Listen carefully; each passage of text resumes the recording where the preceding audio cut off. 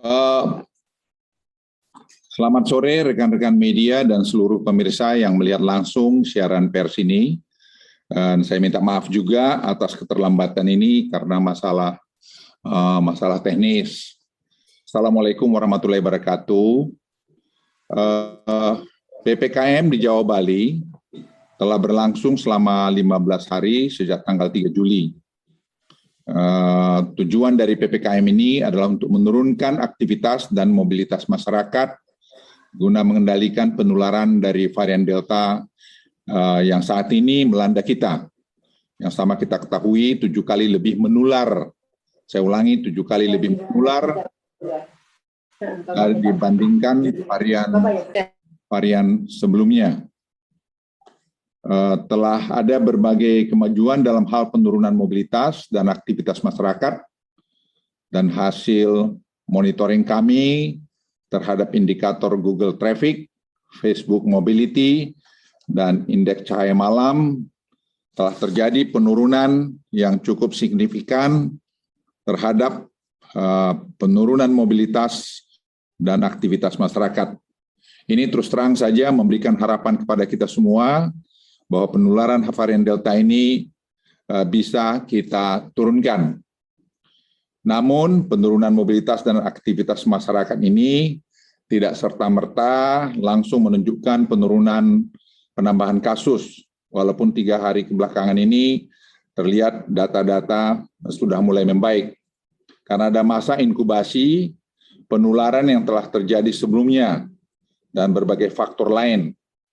Hasil penelitian dari berbagai institusi dibutuhkan waktu kurang lebih 14 sampai 21 hari. Saya ulangi, dibutuhkan waktu kurang lebih 14 sampai 21 hari untuk kemudian penambahan kasus ini bisa mulai flattening atau mulai rata dan menurun. Hal itu sangat mungkin terjadi jika kita semua konsisten terhadap pelaksanaan PPKM ini. Bukanlah pilihan yang mudah bagi pemerintah untuk memutuskan PPKM ini. Di satu sisi, kita harus menghentikan laju penularan varian Delta yang eksponensial atau naik tinggi, agar para dokter, perawat, bidan di rumah sakit, puskesmas, dan fasilitas pelayanan kesehatan yang lain bisa menyembuhkan para pasien COVID-19 yang jumlahnya cukup banyak saat ini. Namun di sisi lain, dampak terhadap ekonomi rakyat kecil juga cukup besar akibat penurunan mobilitas dan aktivitas masyarakat. Mal dan pusat perbelanjaan harus tutup, karyawan pabrik pun harus dikurangi jumlah yang masuk untuk memastikan protokol kesehatan bisa berjalan. Restoran dan tempat makan pun hanya bisa menerima take away. Tentunya akan berpengaruh terhadap omset suatu usaha atau pendapatan harian para pedagang kecil. Bukan kebijakan yang mudah juga untuk menyeimbangkan kedua hal tersebut. Tapi pemerintah memutuskan bahwa PPKM ini perlu kita ambil untuk menghentikan laju penularan varian Delta. Untuk meringankan beban rakyat yang terdampak PPKM ini, Bapak Presiden telah memerintahkan kami, para menterinya, untuk memberikan tambahan bantuan dari pemerintah yang bisa diberikan untuk meringankan beban akibat PPKM ini. Pemerintah akan memberikan bantuan sosial tambahan sebesar 39,19 triliun untuk masyarakat yang akan dikucurkan segera oleh Menteri Keuangan dan Menteri Sosial. Bantuan itu meliputi, pertama, pemberian beras Bulog 10 kg untuk 18,9 juta keluarga penerima manfaat KPM. Kedua, bantuan sosial tunai 10 juta KPM.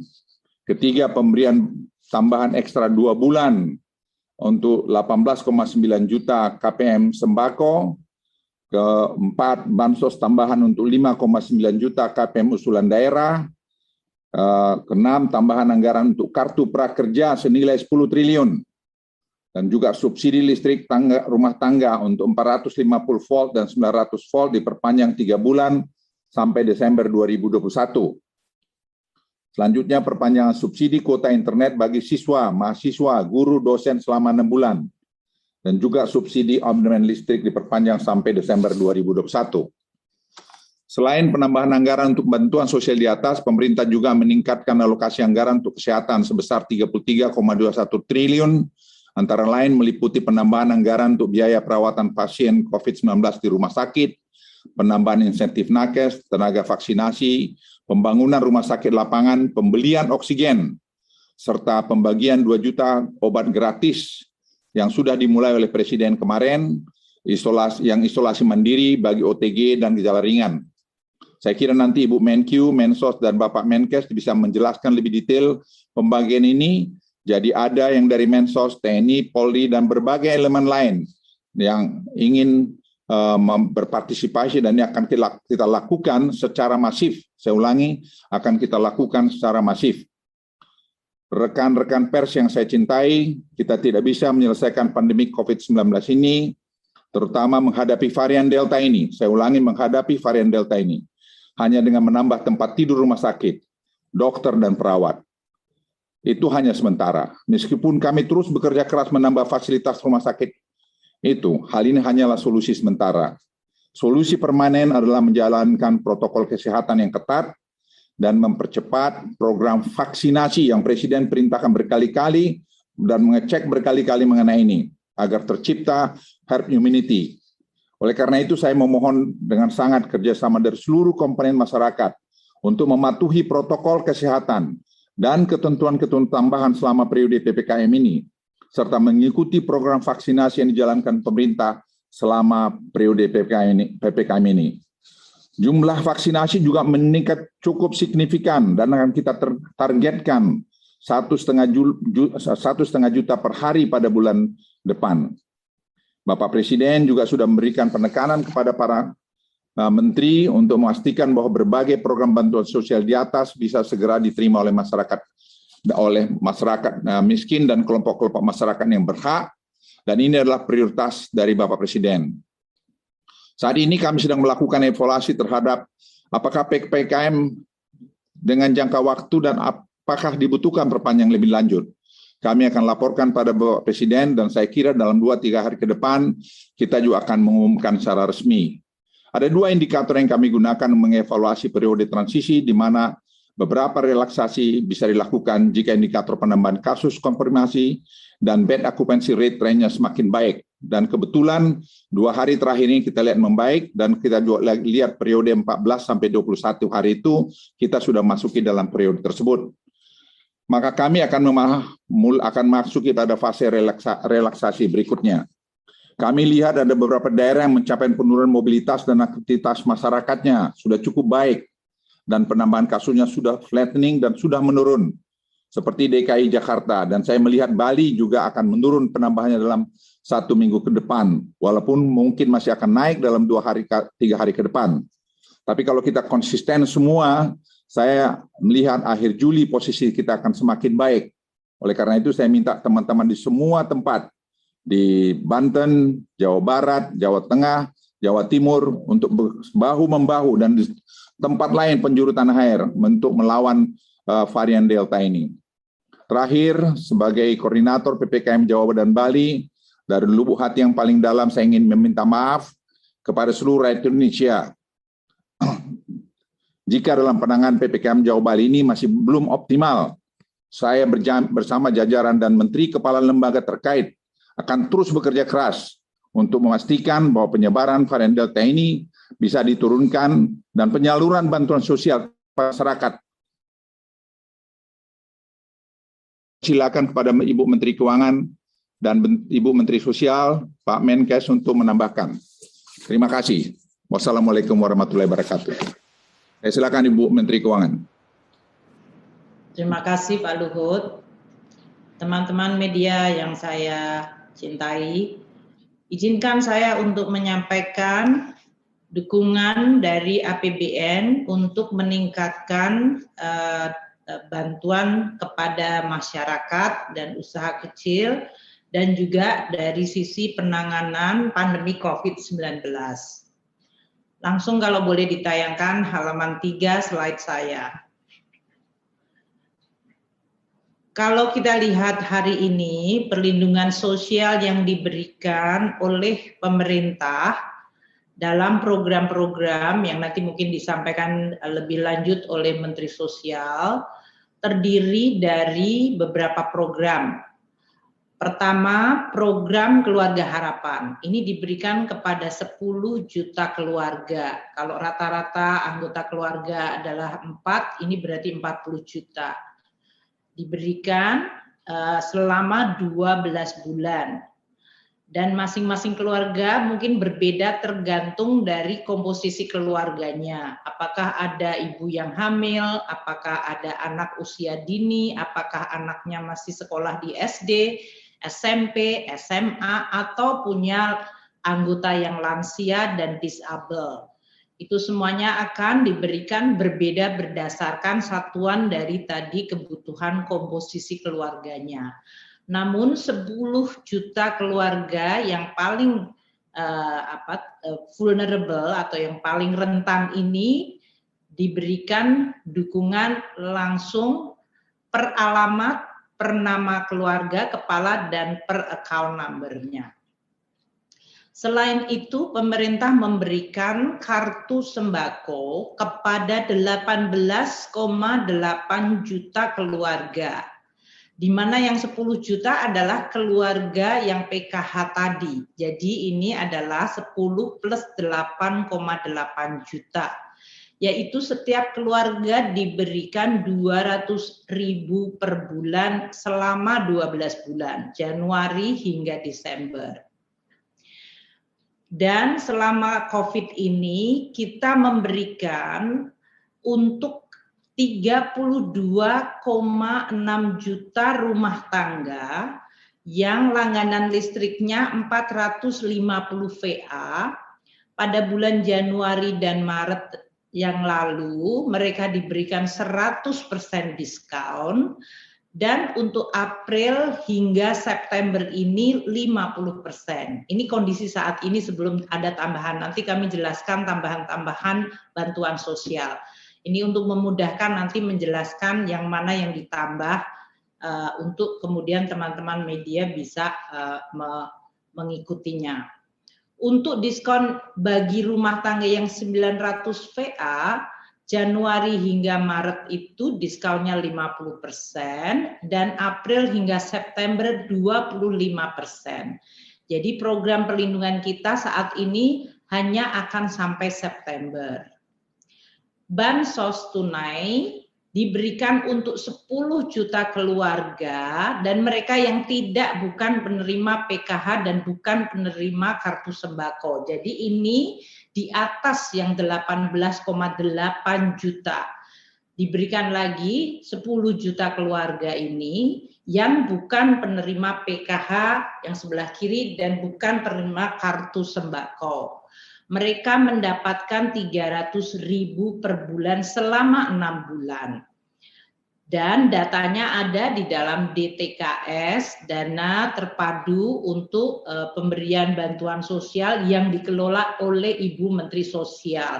Yang waktu itu dan sampai sekarang sudah dibenahi sehingga kita bisa lebih tepat sasaran. Di luar itu, pemerintah masih memberikan 8 juta keluarga yang tinggal di pedesaan untuk mendapatkan BLT melalui transfer dana desa. Nilainya 72 triliun total transfernya, yang ini untuk 8 juta keluarga berarti 28,8 triliun, masing-masing keluarga mendapatkan 300.000 per bulan, dari Januari hingga Desember.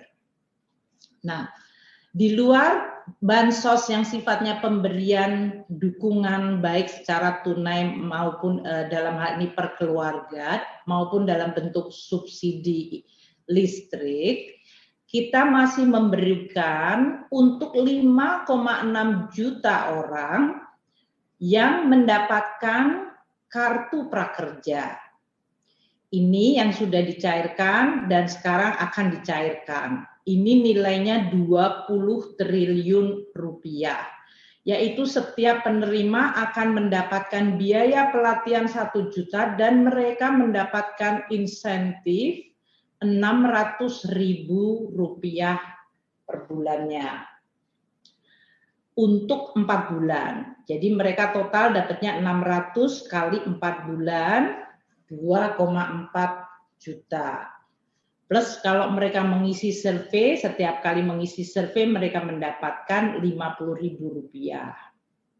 Ini desainnya persis sama seperti tahun lalu dan angkanya sama 20 triliun untuk 5,6 juta.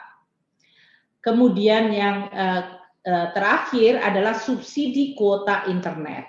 Diberikan kepada 38,1 juta pelanggan yang merupakan orang tua dari siswa dan mahasiswa atau PAUD dan juga untuk guru serta dosen.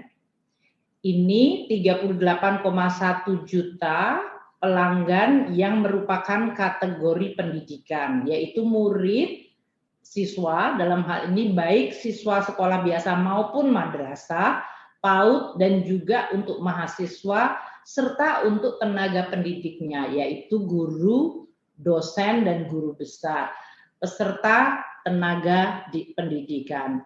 Ini diberikan dari Januari hingga bulan Mei ini. Nah, seiring dengan situasi COVID yang tadi dijelaskan sangat detail oleh Bapak Menko, nanti kita akan sampaikan beberapa yang perlu untuk diperkuat. Sampai hari ini progres penyaluran bansos dan berbagai program ini adalah sebagai berikut. Halaman 4, kita lihat PKH yang untuk 10 juta keluarga ini angkanya 28,32 triliun sudah dicairkan Januari, kemudian April, jadi triwulanan waktu itu April, dan sekarang juga Juli. Jadi sudah 15,79 triliun atau 55,8%. Nanti sisanya diberikan sampai Desember. Jadi ini on track dan selalu tepat waktu. Atau bahkan sering kita mengumpulkan dalam 3 bulan dibayarkan di depan.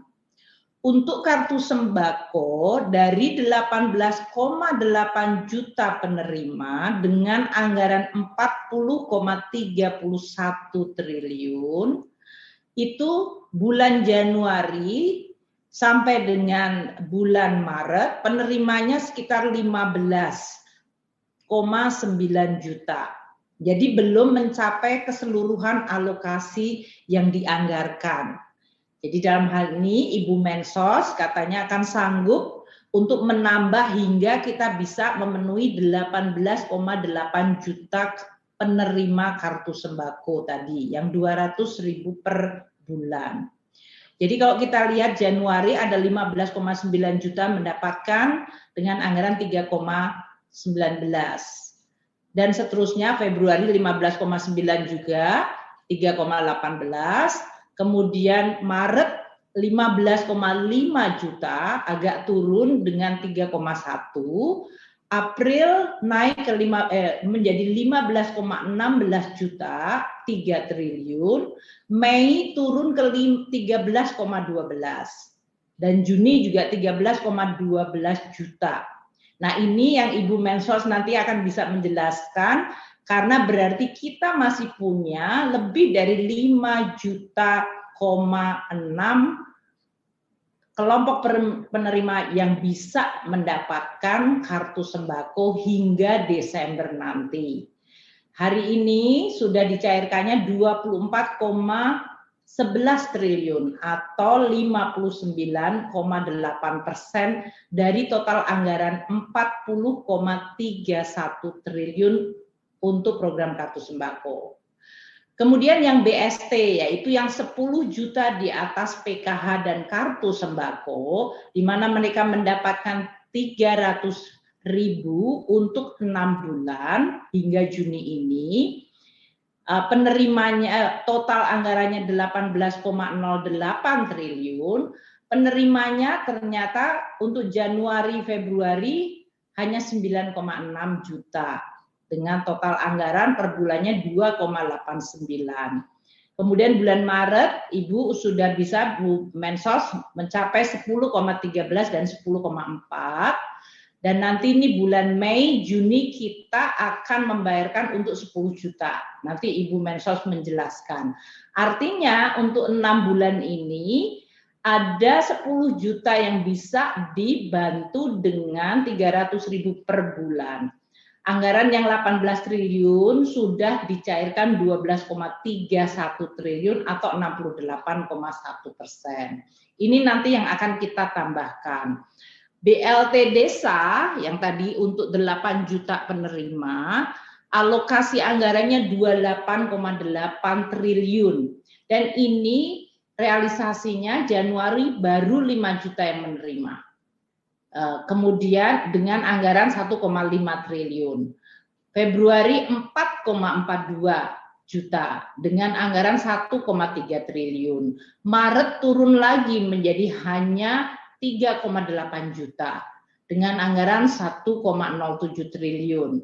April naik sedikit 2,7 juta, anggarannya bahkan hanya 800 miliar. Mei turun lagi ke 1,8 juta, 0,56 triliun, dan Juni 750.000 bahkan dengan anggaran yang keluar hanya 220 miliar. Artinya dari 28,8 triliun BLT desa ini yang terrealisir masih sangat kecil, 5,6 triliun. Ini yang kami dengan Kementerian Desa akan terus mendorong. Tadi yang dikatakan oleh Pak Luhut, kalau sampai ini tidak ada pergerakan, kita juga akan bisa melakukan langkah-langkah intercept, cari nama dan akunnya di masing-masing desa untuk bisa mendapat bantuan dari pemerintah. Nah, sekarang kami akan menjelaskan tambahan bansos dari pelaksanaan dan desain program ini, apa tambahan bansos yang diberikan oleh pemerintah. Untuk PKH saat ini dari angkanya halaman 5, untuk PKH 28,31 triliun, kita tidak mengubah dari sisi jumlah yang mereka terima. Jadi tergantung tadi komposisi keluarganya. Kalau di keluarga itu ada ibu hamil, maka dia akan dapat 3 juta per tahun atau 750.000 per triwulan. Kalau mereka keluarga punya balita, mereka dapat 3 juta per tahun atau 750.000 per triwulan. Kalau dia punya anak yang SD, dia dapat 900.000 atau 125.000 per triwulan. Kalau anaknya SMP, dia dapat 1,5 juta untuk tambahan biaya sekolah atau keperluan sekolah. Dan seterusnya. Kalau anak SMA dia dapat 2 juta, kalau ada keluarga yang disable dapat 2,4 juta, dan kalau ada anggota keluarga lansia dia dapat 2,4 juta. Jadi untuk 10 juta keluarga ini, kalau rata-rata anggota keluarganya 4 dalam satu keluarga, ini mendapatkan 28,31 triliun dalam 1 tahun, 12 bulan, jadi kira-kira mungkin penerima manfaatnya 40 juta.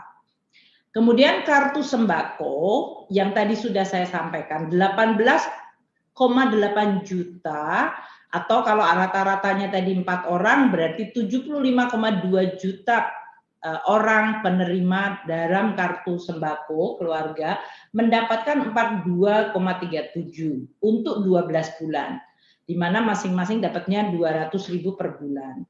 Nah, untuk kondisi pandemi ini kita akan menambah. Jadi dari anggaran 42,37 untuk kartu sembako akan ditambahkan 2 bulan ekstra di bulan Juli Agustus ini. Sehingga mereka akan dapat 200 plus 200, 400.000 bagi keluarga pemegang kartu sembako. Anggarannya disediakan 7,52 triliun.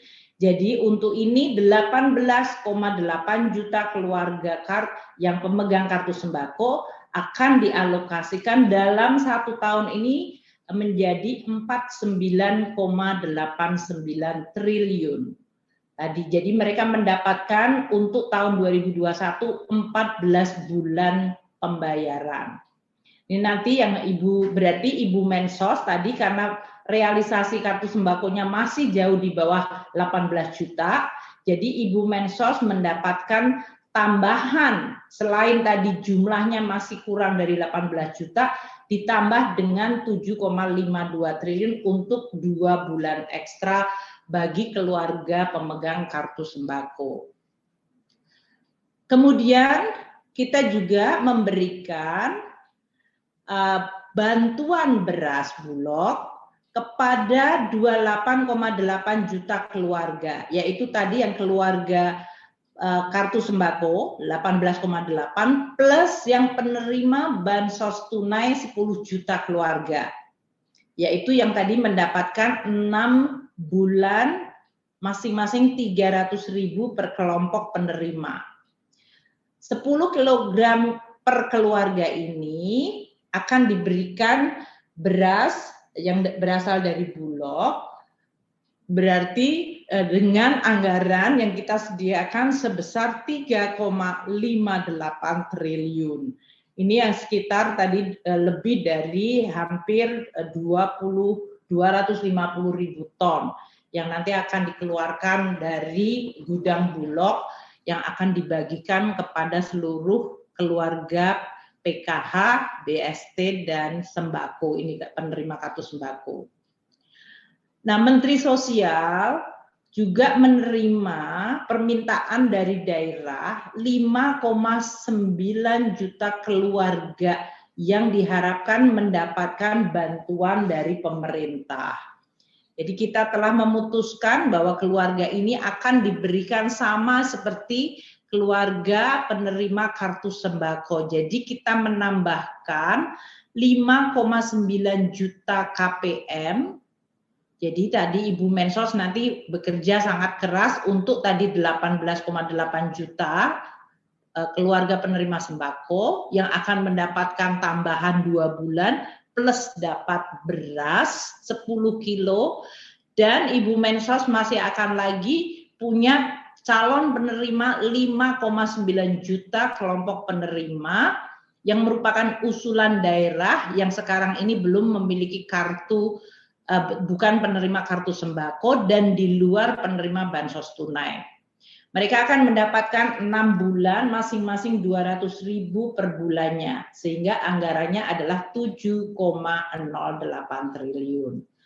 Ini nanti mengenai teknisnya dengan Himbara dan POS itu Ibu Mensos yang akan menjelaskan.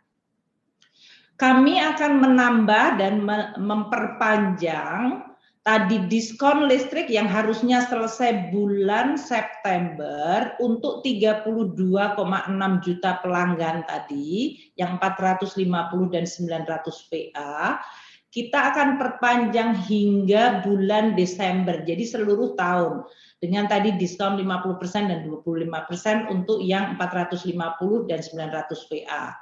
Jadi untuk ini kita akan menambahkan anggaran subsidi diskon listrik sebesar 1,91 triliun. Sehingga alokasi untuk program diskon listrik yang tadinya 7,58 triliun akan naik menjadi 9,49 triliun. Kami akan juga memperpanjang bantuan rekening minimum biaya abonemen atau biaya beban. Ini yang biasanya sangat diminta oleh dunia usaha kecil menengah untuk 1,14 juta pelanggan yang selama ini kita alokasikan dan akan selesai pada bulan September. Kita juga akan perpanjang sepanjang tahun sampai dengan Desember, sehingga akan ada tambahan 420 miliar dari anggaran yang tadinya 1,69 triliun. Dalam hal ini total anggaran untuk bantuan rekening minimum atau biaya abonemen ini menjadi 2,11 triliun. Program prakerja yang tadi telah saya sampaikan untuk 5,6 juta peserta dengan anggaran 20 triliun, kami akan tambahkan 10 triliun lagi sehingga program prakerja tadi bisa menambah jumlah pesertanya dengan tambahan 2,8 juta peserta. Sehingga total anggaran menjadi 30 triliun dan penerimanya 8,4 juta peserta. berdasarkan beberapa survei menggambarkan bahwa program prakerja ini cukup membantu para pencari kerja atau yang terkena PHK. Untuk subsidi kuota, kami juga akan dan sudah mengalokasikan agar ini diperpanjang sampai Desember. Karena tadi seperti saya sampaikan, selesai di bulan Mei, kemudian murid-murid libur untuk akhir tahun ajaran dan akan memulai lagi bulan Juli. Jadi kami masih akan terus bersama Menteri Pendidikan dan Kementerian Agama, karena ini menyangkut semua sekolah, termasuk sekolah keagamaan, madrasah, pesantren. Ada 38,1 juta siswa dan tenaga pendidik. Kami sudah alokasikan 5,54 triliun untuk mengcover sampai dengan bulan Desember nanti. Sehingga totalnya nanti akan menjadi 8,53 triliun dari yang alokasi sekitar 3 triliun. Nah, untuk dana desa yang tadi masih belum terlaksana secara baik, karena dari 8 juta penerima, tadi kan penerimaannya masih hanya sekitar 1 juta penerima, kami telah melakukan langkah dengan Kementerian Desa agar BLT Desa efektif untuk dicairkan dan membantu masyarakat yang terutama saat ini sedang menghadapi PPKM.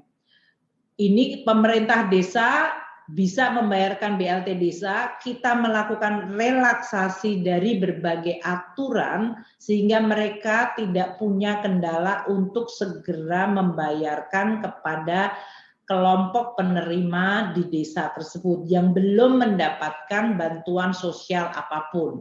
Belum dapat PKH, belum dapat sembako, belum dapat BST, sehingga ini mengcover tadi 8 juta masyarakat lain yang barangkali masih sangat membutuhkan dukungan. Nah, ini kami dengan Kementerian Desa akan terus memonitor dan meyakinkan supaya ini terjadi percepatan di bulan Juli seperti Pak Menko tadi sampaikan. Kalau sampai tidak terjadi, kita juga akan mencoba melakukan intercept sehingga uang itu sudah ada tapi belum dirasakan manfaatnya oleh masyarakat akan bisa kita hindarkan. Kita ingin segera uang itu masuk ke dalam masyarakat dan membantu mereka. Kemudian di dalam APBD, nanti Bapak Menteri Dalam Negeri juga bisa menyampaikan, sebetulnya ada anggaran yang ditujukan untuk perlindungan sosial. Ini di luar yang tadi diberikan lebih dari 150 triliun yang diberikan pemerintah pusat melalui APBN. Ini di APBD. Di APBD itu ada anggaran 12,11 triliun untuk perlindungan sosial dan 13,35 triliun untuk pemberdayaan ekonomi. Ini untuk membantu usaha kecil, PKL, warteg, dan yang lain-lain. Saat ini kita melihat realisasinya masih sangat kecil. Untuk perlindungan sosial baru 2,3 triliun atau hanya 19,2%. Padahal ini udah bulan Juli. Untuk anggaran yang bisa membantu pengusaha, terutama para pedagang kaki lima, warteg, UMKM, ada 13,35 triliun baru tercairkan 2,3 triliun atau 17,2. Jadi dari APBD ada anggaran 25,46 triliun yang seharusnya bisa dirasakan. Kita mengidentifikasikan untuk bantuan sosial harusnya 6,9 triliun. Untuk memberikan makanan tambahan dan perlindungan sosial di daerah ada 5,2 triliun. Untuk pemberdayaan UMKM 2,3 triliun. Untuk subsidi pertanian dan pemberdayaan ekonomi lainnya ada 11 triliun. Ini yang nanti kita harap akan segera dicairkan sehingga bisa dirasakan langsung oleh masyarakat manfaatnya, terutama dalam kondisi saat ini. Kemudian untuk UMKM, pemerintah telah memberikan 9,8 juta, halaman selanjutnya, penerima UMKM yang sudah disalurkan. sebesar 11,76. Saat ini bulan Juli hingga September kami meminta kepada Kementerian UMKM masih ada anggaran 3,6 triliun rupiah yang bisa diberikan kepada 3 juta peserta baru. Kita harap datanya sudah lebih baik dan targetnya juga lebih.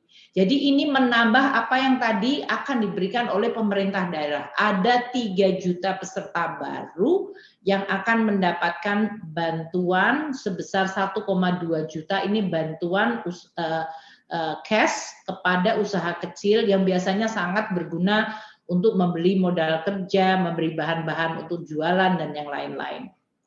Jadi target totalnya 12,8 juta usaha mikro dengan total anggaran 15,36.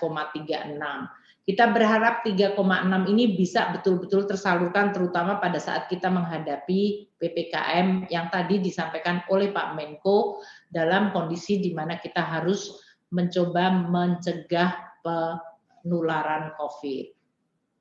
Sekarang saya masuk kepada kesehatan. Karena adanya kenaikan jumlah pasien, jumlah positif COVID, kita akan menambah anggaran bidang kesehatan lagi. Untuk klaim perawatan pasien, dengan jumlah tadi bed occupancy-nya udah naik, berarti jumlah pasien meningkat. Saat ini anggarannya sudah ada 40 triliun.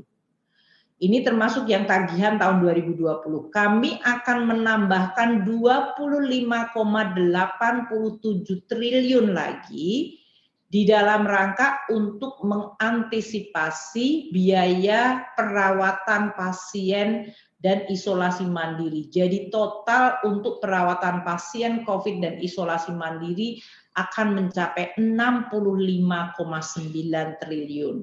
Ini perawatan, bukan vaksin. Vaksin sendiri lagi nanti ada 54 triliun.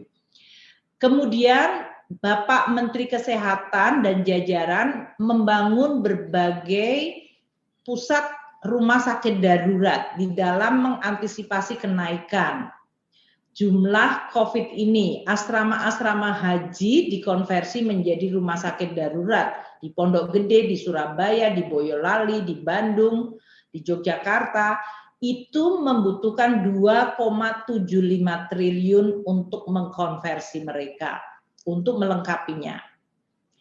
Kemudian untuk belum masih kiri lagi. Insentif nakes diberikan tambahan karena rumah sakit darurat membutuhkan tenaga dokter dan tenaga kesehatan. Akan direkrut 3.000 dokter baru dan 20.000 perawat, di mana insentifnya harus disediakan. Maka kami menambahkan 1,08 triliun di atas 17,3 triliun bagi insentif tenaga kesehatan, baik yang di pusat maupun di daerah. Jadi totalnya 18,4 triliun dari tadinya 17,3 triliun. Nanti percepatan untuk pencairan Bapak Menkes yang bisa menjelaskan, tapi kita sudah menyediakan anggarannya.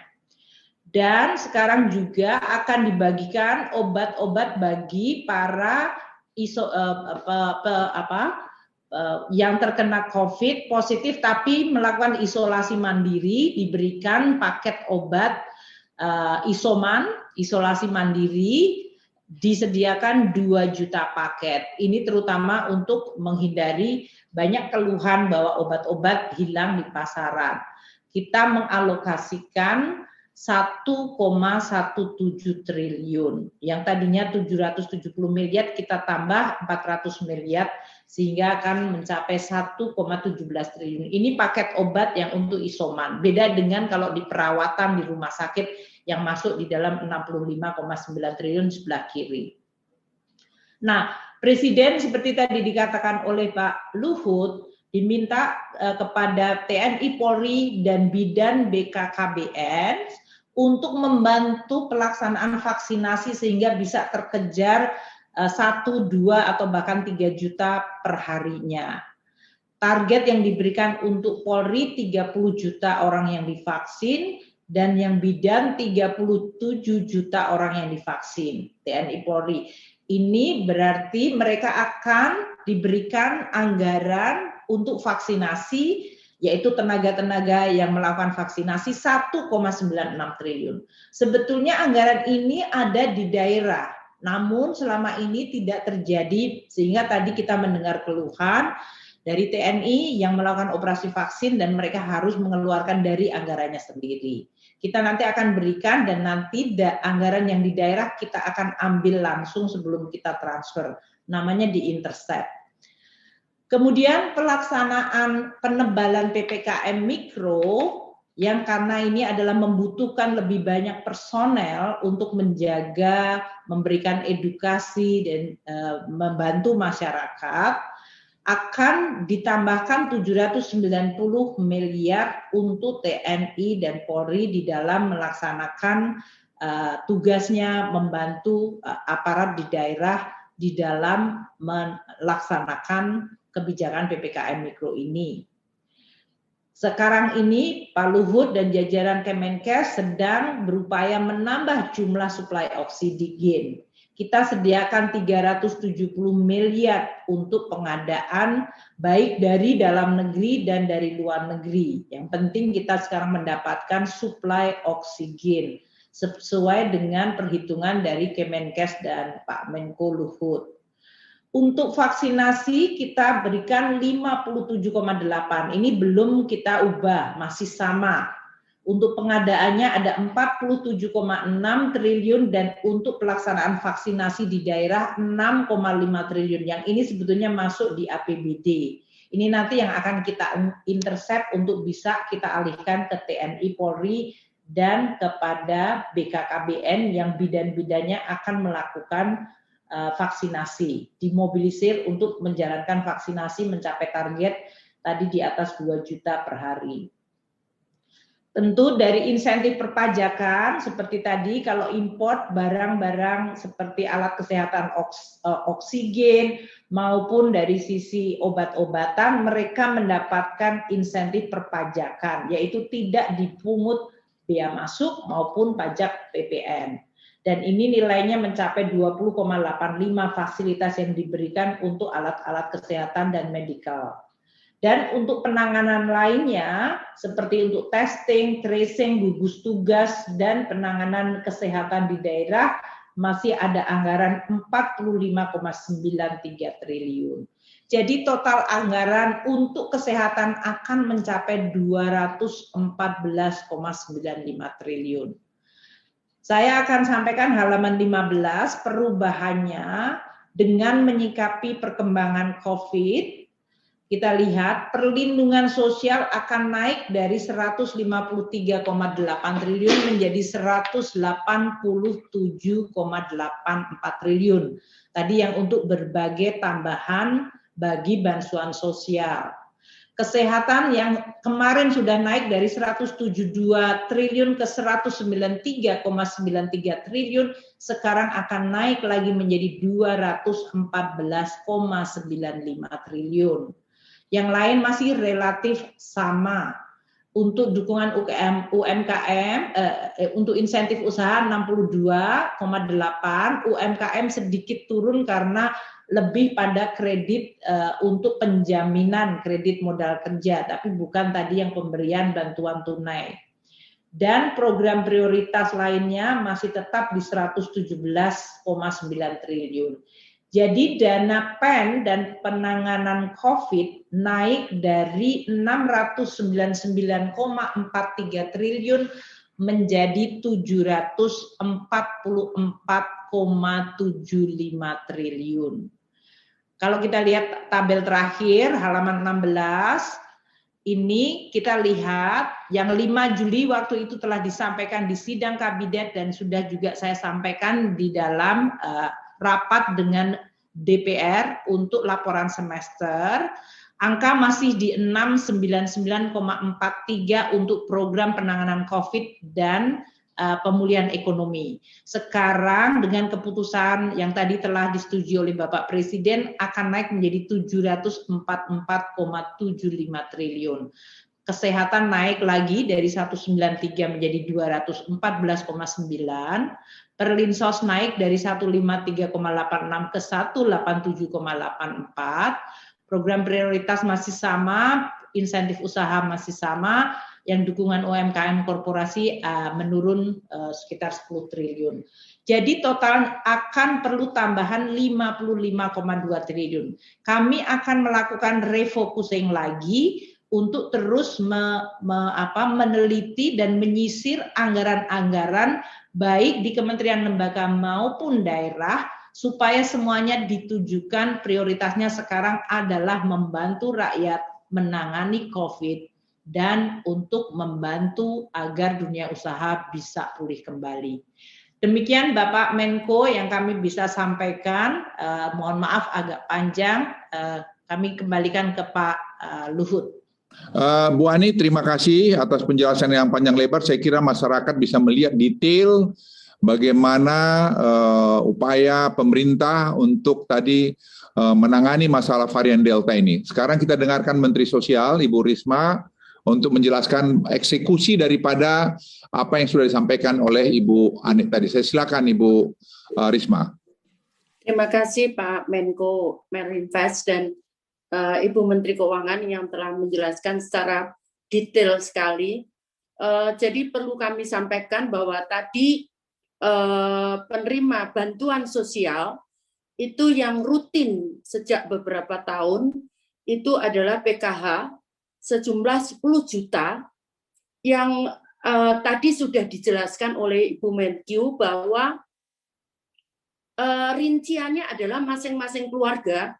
Ada yang keluarga disable, kemudian ada anak SD, SMP, dan sebagainya. Jadi total penerima bantuan PKH, tadi kalau diasumsikan masing-masing 4 orang di dalam satu keluarga, total realnya adalah menerima bantuan 33.674.865 jiwa. Jadi kenapa ini harus disebutkan? Karena 33 juta itu menerima semuanya. Jadi ada yang menerima untuk orang tuanya saja, kemudian ada yang menerima kalau anaknya 2 SD dan SMP, itu menerimanya total seperti itu. Nah, kemudian terdapat pula bantuan juga yang sudah bertahun-tahun, itu adalah 18,8 juta penerima kartu sembako. Ini yang di kami sebutkan bantuan pangan non tunai, itu adalah 18,8 juta. Di mana sebagian besar penerima bantuan pangan non tunai atau kartu sembako yang tadi disebutkan oleh Ibu Menkyu adalah juga penerima kartu PKH.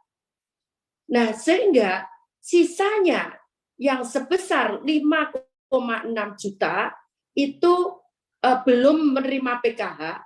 Kenapa keterkaitannya? Keterkaitannya adalah penerimaan beras. Penerimaan beras yang akan nanti disalurkan oleh Bulog, totalnya akan ada tambahan beras 5,6 juta karena peserta BPNT atau kartu sembako tadi tidak masuk di dalam kartu PKH. Di awal pemberian beras itu hanya untuk penerima kartu PKH dan kartu penerima bantuan sosial tunai sebesar 10 juta yang nilainya Rp300.000 per bulan. Pada tahun ini itu hanya diberikan sampai April, namun kemudian ada tambahan 2 bulan yang sudah mulai diterimakan. Jadi sudah mulai diterimakan di bulan Juli kemarin. 2 bulan dirapel. Jadi diterima di bulan Juli kemarin. Ini sudah mulai proses. Kemudian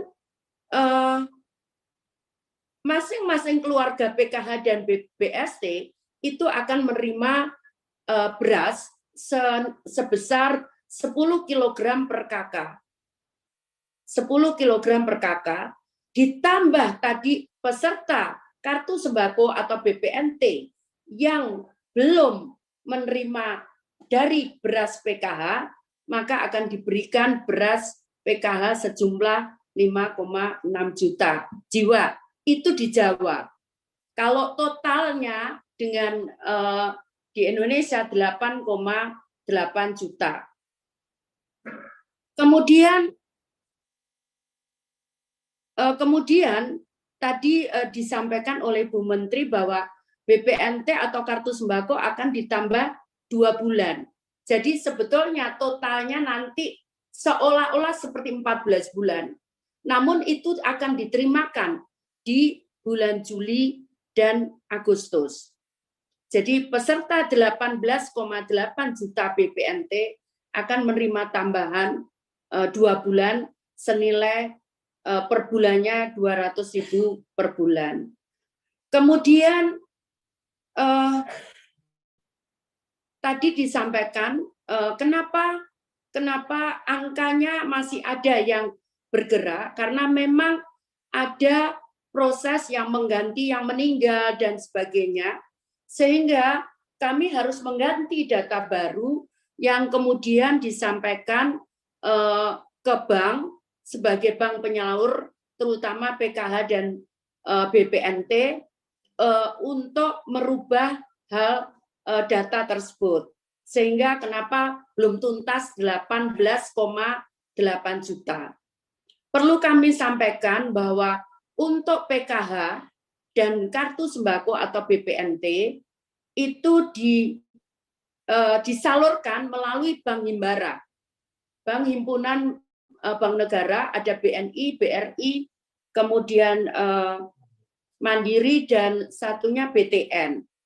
Nah, khusus untuk Aceh, karena Gubernur Aceh saat itu masih meminta untuk disalurkan melalui Bank Syariah, maka kemarin sempat terhenti untuk 2 bulan terakhir yang nanti akan disalurkan oleh Bank Syariah Indonesia.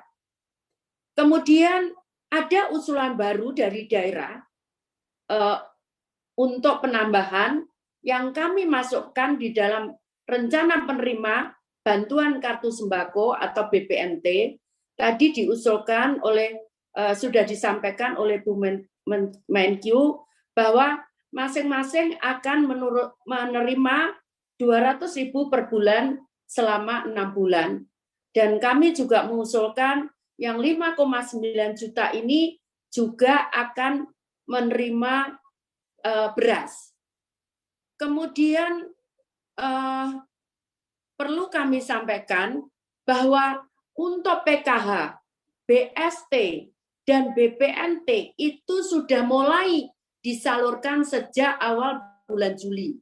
Memang masih belum selesai karena ada yang kemarin sempat ditahan. Ternyata lapor ke saya kok nggak terima. Ternyata pindah dia tanpa memberitahu Pak RT.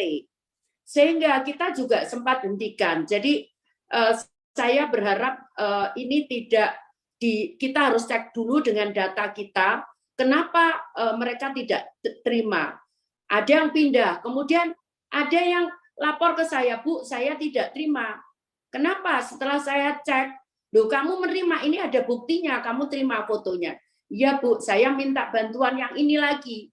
Nah, tidak bisa seperti itu. Jadi ini semua ada aturannya dan itu semua usulannya adalah dari daerah di awal.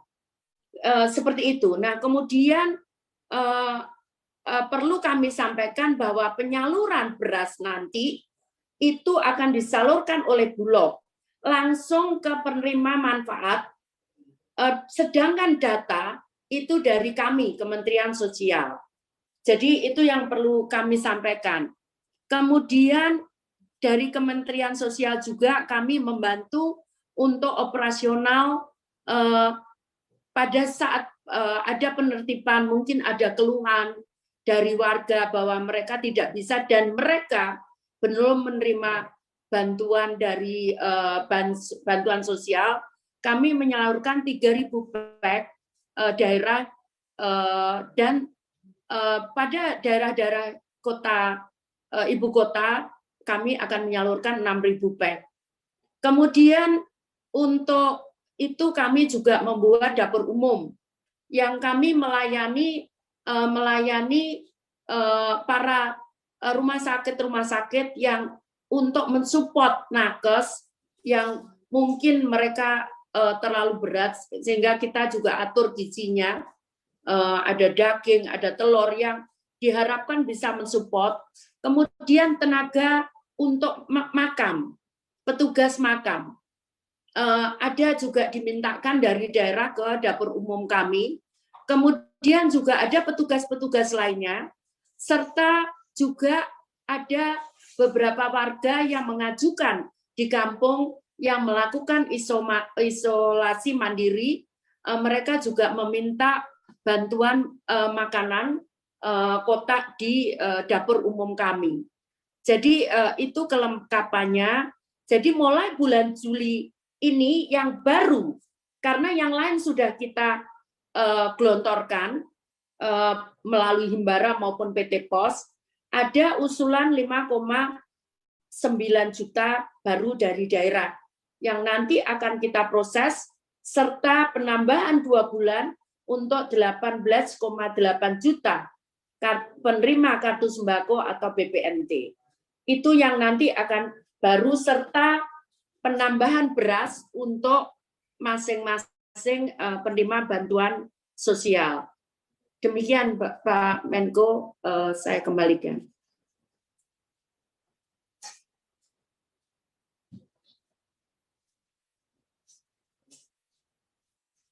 Terima kasih Bu Menteri Sosial. Saya persilakan Pak Anu Dante, nanti Pak Mendagri sebagai penutup, sebagai gong. Silakan Pak Dante.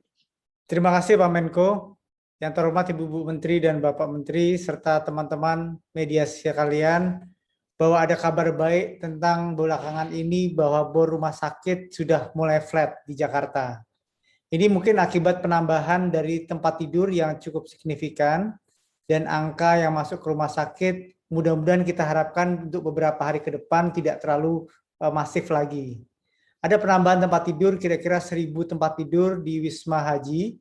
Ini adalah 900 tempat tidur isolasi dan 100 tempat tidur isolasi. Ini bekerja sama antara Kementerian Kesehatan, Kementerian Agama, kemudian juga dengan BUMN.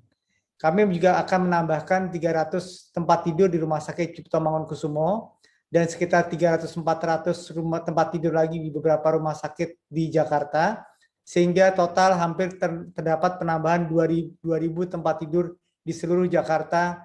Ini bekerja sama dengan Kementerian PUPR membangun rumah sakit lapangan juga di beberapa tempat di Bandung dan di Jawa Tengah.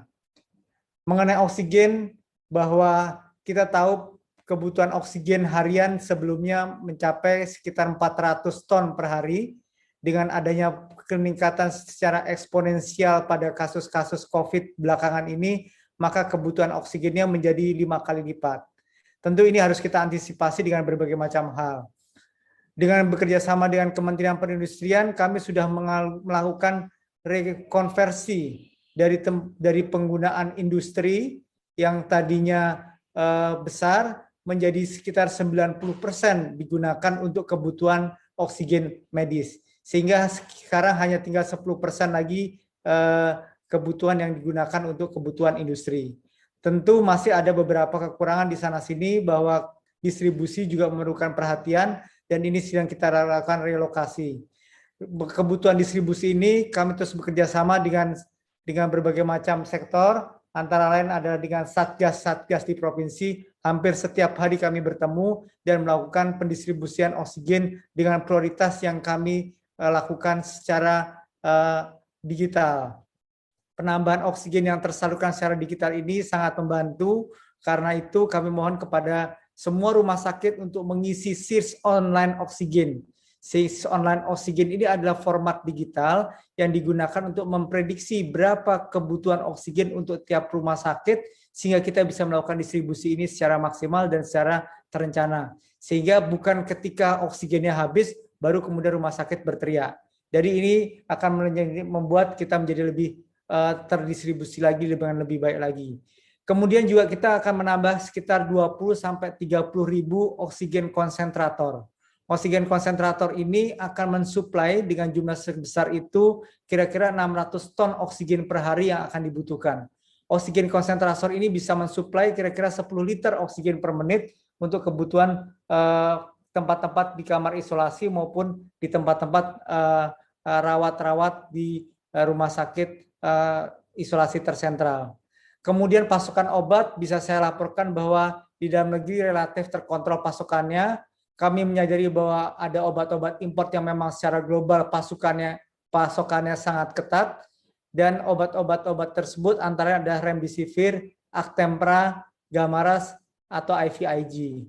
Remdesivir akan kami impor dari India, Pakistan, dan Cina, dan itu sekarang sudah mengalami negosiasi dibantu dengan Kemenlu agar India bisa membuka kembali ekspornya. Sudah mulai masuk sekitar 50.000 file, dan nanti akan bertambah lagi menjadi 50.000 file lagi per minggu. Kami juga sudah membuka akses ke Cina supaya obat-obat yang mirip dengan Remdesivir bisa masuk. Obat yang jarang juga adalah Actemra. Ini akan kami dapatkan dan diproduksi oleh perusahaan Roche di Swiss, dan akan kami bicarakan dengan Roche di Swiss, dan kami akan mendapatkan obat serupa ini. Kami harapkan bisa mendapatkan pasokan dari Cina. Obat-obat yang dikategorikan masih cukup dan akan distribusikan dan kelihatannya masih jarang untuk masyarakat, ini sudah kami lakukan pertemuan dengan GP Farmasi, Gabungan Pengusaha Farmasi, supaya distribusi obat itu menjadi semakin lebih merata di seluruh tanah air, sehingga masyarakat lebih gampang untuk melakukan akses obat. Sesuai dengan arahan Bapak Presiden kemarin, mengenai perkembangan vaksinasi akan kami percepat dengan memperpendek stok vaksin. Stok yang ada saat ini sekitar 74 juta dosis vaksin di seluruh daerah. Sampai saat ini sudah disuntikan 50 juta dosis untuk 41 juta orang yang disuntik pertama. Jadi masih ada sekitar 18 juta dosis yang sudah terdistribusi stoknya di seluruh wilayah tanah air. Kita sudah mendapatkan kedatangan bahan baku yang cukup untuk akhir Agustus nanti, sekitar 30 juta dosis vaksin kembali. Saya menekankan kembali agar masyarakat memakai masker dan menghindari kerumunan apapun yang terjadi, bahwa kita harapkan bahwa apa yang kita kerjakan dalam PPKM ini akan menjadi suatu hal yang merupakan integrasi peran serta masyarakat dan komitmen dari pemerintah. Terima kasih, itu yang bisa saya sampaikan Pak Menko. Terima kasih Pak Dante. Saya persilakan gongnya ini Pak Tito. Silakan Pak Tito. Baik Pak Menko, terima kasih banyak. Bapak Ibu Menteri, kemudian rekan-rekan media sekalian. Kami kira mengenai penanganan COVID ini memang sudah diterapkan upaya-upaya, mulai upaya kita tahu bahwa dengan adanya indikator mulai dari kasus konfirmasi yang naik, kemudian fatality rate yang naik, dan bor yang meningkat, memang perlu upaya-upaya extraordinary, maka dilakukan upaya di hilir yang paling utama, peningkatan kapasitas kesehatan, seperti yang disampaikan oleh Bapak Wakil Menkes, dan kami selaku pembina dan pengawas pemerintahan daerah, juga melakukan pendampingan rapat dengan pemerintah daerah, juga untuk memperkuat kapasitas kesehatan masing-masing daerah, diantaranya konversi untuk COVID, untuk bednya, kemudian juga tempat-tempat isolasi, sampai dengan ke komunitas di desa-desa dan di kampung-kampung. Kemudian di samping usaha hilir, yang paling utama juga adalah usaha di hulu. Karena usaha di hilir secara maksimal memang baik untuk menjaga agar sistem kesehatan tidak kolaps, tapi upaya di hulu untuk membendung agar penularan tidak menyebar itu perlu dilakukan. Oleh karena itulah kita melakukan apa yang kita sebut dengan PPKM. PPKM ini memang esensinya adalah untuk mengurangi mobilitas, kemudian kerumunan, sesuai dengan prinsip yang seluruh dunia juga dilakukan, yaitu 3M, 3T itu. Dan kemudian dalam rangka untuk membatasi kegiatan-kegiatan ini memang ada level-levelnya. dari yang longgar sampai dengan yang cukup ketat. Nah, memang PPKM tentunya pembatasan kegiatan itu pasti tidak akan mengenakkan. Pasti tidak akan mengenakkan karena ini mengurangi freedom. Tapi memang harus dilakukan dalam rangka untuk keselamatan rakyat. Keselamatan rakyat adalah yang utama. Sehingga memang mungkin namanya juga pembatasan tidak akan enak. Tapi sekali lagi ini demi kepentingan bersama. Demi kepentingan menyelamatkan rakyat untuk kita semua. Ini yang mungkin teman-teman media mungkin tolong betul-betul disampaikan narasi ini. Kemudian kita juga tentunya tidak menghendaki ada pembatasan kegiatan.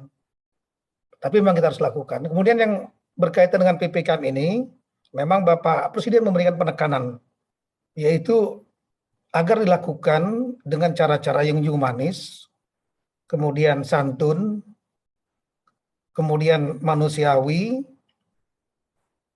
tidak berlebihan, meskipun tetap tegas. Karena namanya untuk mendisiplinkan masyarakat itu, di tengah masyarakat yang berbeda-beda, kulturnya, dan lain-lain, maka perlu ada langkah-langkah tegas, tapi sekali lagi, humanis, santun, manusiawi, dan tidak berlebihan, tidak menggunakan kekerasan eksesif.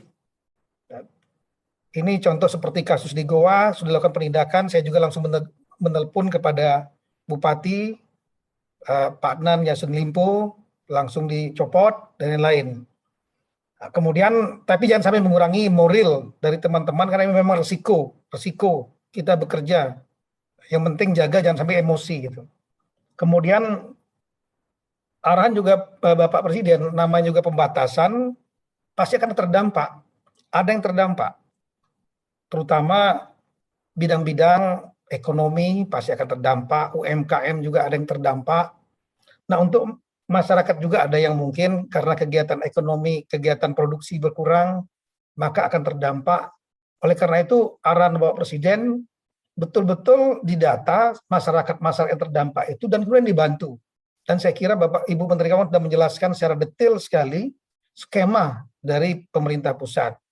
Nah, konteks untuk pemerintah daerah, karena selaku Mendagri, saya melakukan pembinaan dan pengawasan, pemerintah daerah juga harus sharing burden, harus juga berbagi beban. Karena apa? Karena yang ada pada garis depan adalah pemerintah daerah. Yang tahu masyarakatnya adalah pemerintah daerah, terutama desa dan pemerintah tingkat 2. Itu yang paling paham situasi lapangannya. Kemudian ada anggaran-anggaran yang sudah dialokasikan oleh pemerintah pusat maupun dari anggaran yang berasal dari pendapatan asli daerah yang bisa dimanfaatkan dalam rangka untuk membantu masyarakat. Ada 2 hal yang perlu dibantu. Yang pertama adalah jaring pengaman sosial dalam bentuk bantuan sosial. Yang kedua adalah stimulan ekonomi, terutama yang terdampak agar usaha-usaha mikro, menengah, ultramikro itu tidak menjadi jatuh atau mati. Jadi mereka tetap harus bisa survive. Ini sebetulnya di awal-awal pandemi juga kita sudah melakukan itu. Nah, kemudian berkaitan dengan bansos ini, daerah ini memiliki anggaran. Ada anggaran reguler yang ada di dalam dinas sosial masing-masing.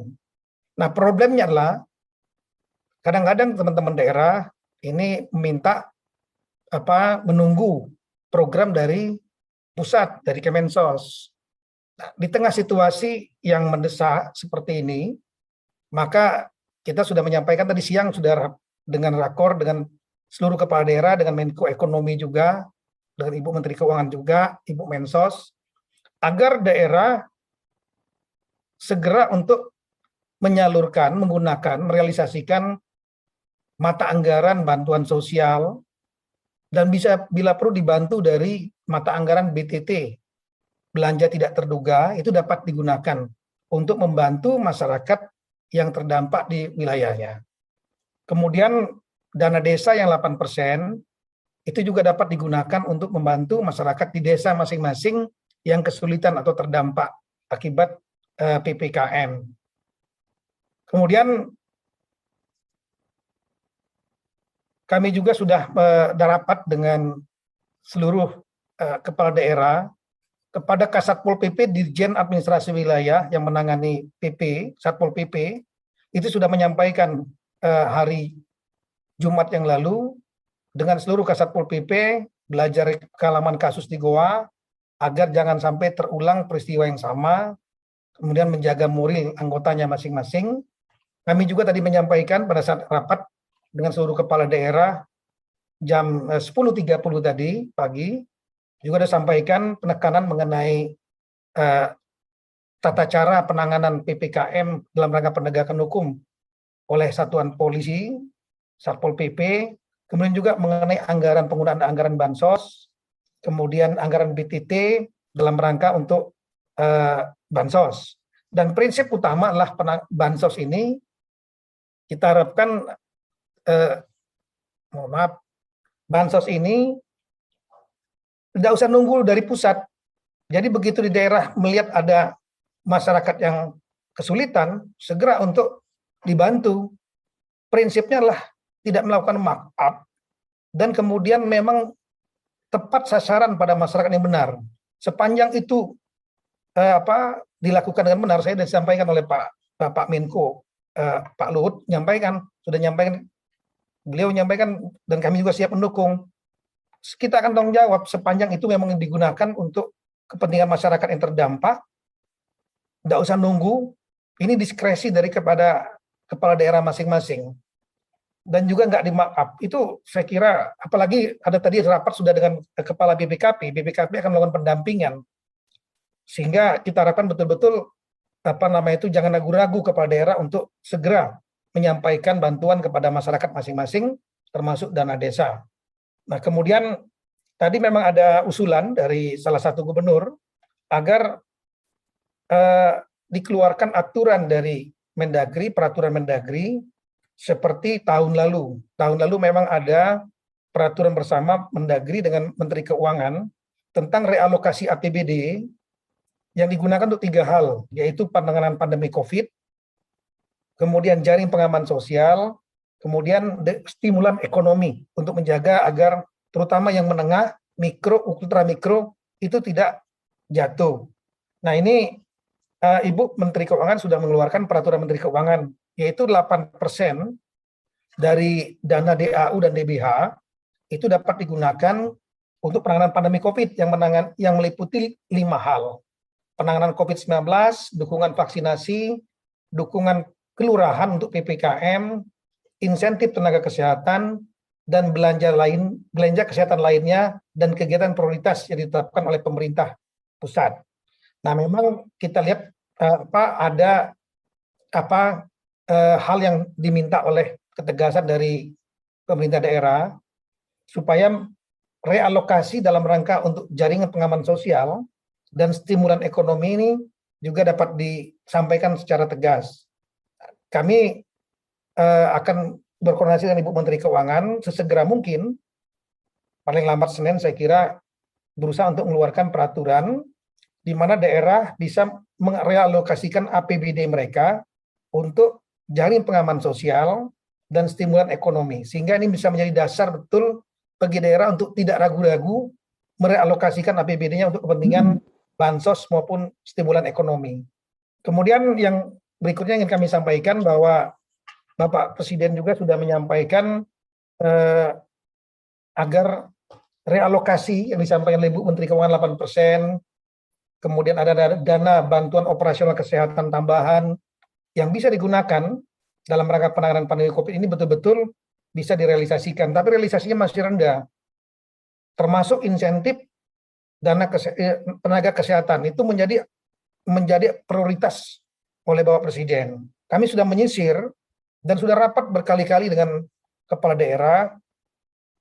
Masih belum ada beberapa daerah yang belanja untuk penanganan COVID dan realisasi untuk insentif tenaga kesehatan masih belum banyak berubah. Oleh karena itu hari Sabtu kami sudah menyampaikan surat teguran tertulis. Saya kira tertulis ini termasuk, mohon maaf, langkah yang cukup keras karena jarang kami keluarkan kepada 19 provinsi dengan data-data yang kita miliki, di mana ada data dengan data yang kuat bahwa memang realisasinya uangnya ada tapi belum direalisasikan untuk kegiatan penanganan COVID, kemudian untuk insentif tenaga kesehatan dan lain-lain. Ini saya kira nanti kita sharing, silakan kalau mau disampaikan juga ke publik supaya teman-teman kepala daerah juga bisa memahami. Bisa saja kepala daerah tidak tahu, karena masalah anggaran ini kadang-kadang yang lebih paham adalah Bapeda atau Badan Keuangannya, BPKAD. Sementara kepala daerah kadang-kadang kami berapa kali ke daerah, banyak yang kadang-kadang tidak tahu posisi saldonya seperti apa. Nah, ini kami mengeluarkan surat resmi. Kemudian kami juga mengeluarkan surat edaran malam ini dalam rangka untuk pemberlakuan PPKM ini, mulai dari arahan kepada jajaran Satpol PP untuk tegas dan humanis, manusiawi, tidak berlebihan, kemudian melakukan evaluasi reguler, dan kemudian evaluasi reguler PPKM juga membantu masyarakat ketika yang kesulitan ekonomi. Jadi tidak hanya tindak tegas, tapi juga ada bantuan baik dalam bentuk bagian masker, sembako, kemudian suplemen atau makanan sehat, hand sanitizer, dan lain-lain. Ini surat edaran ini malam ini kami edarkan kepada seluruh kepala daerah dan akan kami lakukan monitoring. Demikian Bapak Menko, terima kasih Pak. Terima kasih pada teman-teman menteri dan juga pada rekan-rekan media. Saya kira kita sudah mendengarkan semua penjelasan detail dan seluruh pemirsa. Saya hanya menyimpulkan sedikit bahwa kami kerja keras untuk ini dan menghadapi banyak masalah, banyak tantangan, tapi saya ingin menyampaikan bahwa satu persatu masalah itu saya kira makin bisa kita selesaikan. Tapi itu tidak cukup, karena yang paling penting lagi di hulu adalah semua kerjasama kita, seluruh masyarakat, dan siapapun, tidak ada batas, tidak ada jabatan, pangkat tinggi rendah, profesor, jenderal, sampai tukang batu, supir, semua sama dengan menghadapi varian Delta ini. Kalau kita tidak kompak, kita tidak satu, tidak akan bisa kita selesaikan. Ini nanti bisa turun, bisa muncul lagi nanti kalau kita tidak disiplin. Jadi kata kunci semua saya himbau pada masyarakat, pada semua kita, jangan kita politisasi ini, mari kita bekerja bersama. Kekompakan itu saya kira di hulu, itu nasihat yang saya terima juga dari Dewan Guru Besar Fakultas Kedokteran Universitas Indonesia, maupun dari Universitas UGM, maupun juga dari Airlangga, yang saya minta mereka memberikan asistensi dan memberikan juga pandangan-pandangan kami. Dan itu pandangan yang mereka berikan pada kami, dan itu kami serap. Nah, oleh karena itu sekali lagi dari lubuk hati yang paling dalam, saya minta pada semua masyarakat, ayo kita kerjasama bahu-membahu. Tidak ada yang paling pintar di sini, tidak ada yang paling hebat di sini, kita semua sama. Kita menghadapi satu varian Delta yang luar biasa ganasnya, yang bisa mengenakan siapa saja. Dan kita sudah melihat dan merasakan, di sekeliling kita banyak yang kenain. Dan Presiden sekali lagi merintahkan kami semua para pembantunya untuk bekerja round the clock untuk menyelesaikan masalah ini, atau mengontrol masalah ini. Dan tidak mudah, dan kalau hanya kami tidak akan bisa selesai. Kita bersama, kita akan bisa menghadapi masalah ini. Sekian, terima kasih. Bangun Indonesia yang kuat. Indonesia untuk kita, dan semua Indonesia, semua kita. Terima kasih.